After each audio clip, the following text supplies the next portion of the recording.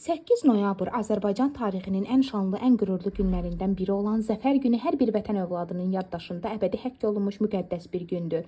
Bu gün xalqımızın birliyinin, ordumuzun qüdrətinin, Ali Baş Komandanın siyasi iradəsinin və xalq ordu birliyinin bariz təcəssümüdür. Bu qələbə təkcə bir hərbi zəfər deyil, həm də milli ruhumuzun, Azərbaycan xalqının yenilməzliyinin təsdiqi oldu.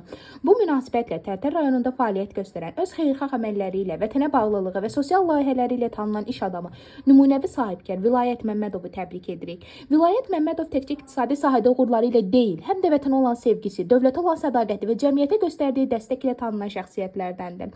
Onun fəaliyyəti göstərir ki, sahibkarlığın əsas dəyərlərindən biri yalnız qazanc əldə etmək deyil, həm də xalqa, vətənə fayda verməkdir. Tərtər kimi vətən müharibəsinin ən ağır yükünü daşıyan bölgədə çalışmaq böyük məsuliyyət tələb edir. Vilayət Məmmədov bu məsuliyyəti layiqincə yerinə yetirərək bölgədə bir çox insanların işlə təmin edilməsinə, yeni imkanlar yaradılmasına və sosial refahın yüksəldilməsinə önəmli töhfələr verib. O hər zaman qazancın bir hissəsini sosial layihələrə, şəhid ailələrinə, qazilərə və ehtiyacı olan insanlara yardım etməklə özündə vətəndaşlıq məsuliyyəti və humanizm prinsiplərini təcəssüm etdirir.